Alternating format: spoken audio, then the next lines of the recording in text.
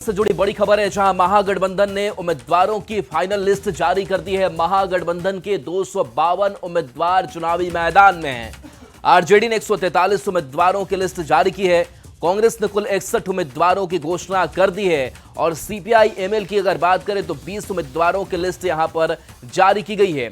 तो CPI 9, CPM 4 और VIP के खाते में 15 सीटें और 15 उम्मीदवार चुनावी मैदान में। महागठबंधन में 10 ऐसी सीटें हैं जिसमें आपस में ही मुकाबला हो रहा है। तो महागठबंधन के 251 उम्मीदवार चुनावी मैदान में हैं। सीटें 243 ही हैं, लेकिन 2 सीट पर वीआईपी और आरजेडी आमने सामने हैं। 4 ऐसी सीटें हैं जहां पर कांग्रेस और सीपीआई आमने सामने हैं। फ्रेंडली फाइट की बात कही जा रही है। 4 ऐसी सीटें हैं जिस पर आरजेडी और कांग्रेस के उम्मीदवार आमने सामने होंगे। तो एक एक करके ये सीटें हम आपको बता रहे हैं जिन सीटों पर आपस में ही घटक दलों की लड़ाई है। और देखिए, वहीं वीआईपी ने अपने उम्मीदवारों की अंतिम सूची जारी की है। 15 विधानसभा सीटों पर वीआईपी ने अपने उम्मीदवार दे दिए हैं। कई सीटों पर आरजेडी और वीआईपी आमने सामने भी है। मधुबनी के बाबू बरही सीट की अगर बात करें तो यहां से बिंदु गुलाब यादव वीआईपी की उम्मीदवार हैं। तो दूसरी तरफ आरजेडी से बाबू बरही सीट पर ही अरुण कुशवाहा को उम्मीदवार बनाया गया है। चैनपुर सीट की अगर बात करें तो यहां भी दोनों पार्टियां आमने सामने हैं, यानी कि 2 सीट ऐसी जिस पर वीआईपी और आरजेडी आमने सामने हैं।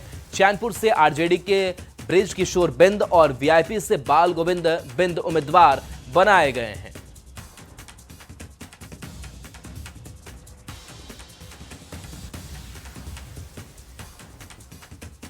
और देखिए, आरजेडी ने अपने उम्मीदवारों की लिस्ट जारी की है। उम्मीदवारों की आधिकारिक लिस्ट सामने आई है। 143 उम्मीदवारों की लिस्ट आरजेडी की तरफ से जारी की गई है। आरजेडी यानी कि 143 सीट पर चुनाव लड़ रहा है। पिछली बार की अगर बात करें तो 144 सीट पर आरजेडी ने चुनाव लड़ा था और इस बार 1 सीट की अगर बात करें तो अंतर जो है वो देखने को मिल रहा है। राघोपुर से तेजस्वी यादव चुनावी मैदान में है और आरजेडी ने 24 महिला उम्मीदवारों पर दाव इस बार लगाए हैं। बिहारीगंज से रेणु कुशवाहा का नाम सामने आ रहा है, तो तेजस्वी यादव राघोपुर से कुछ नाम आपको भी दिखा रहे हैं। इसके साथ साथ बता दें कि इस लिस्ट में आरजेडी के 18 अल्पसंख्यक उम्मीदवारों पर भी भरोसा जताया गया। रेणु कुशवाहा बिहारीगंज से चुनावी मैदान में है, तो अब्दुस शुभान बायसी सीट से चुनावी मैदान में आरजेडी की तरफ से उतारे गए हैं। अमर पासवान की अगर बात करें तो अमर पासवान बोचाल सीट से चुनावी मैदान में है।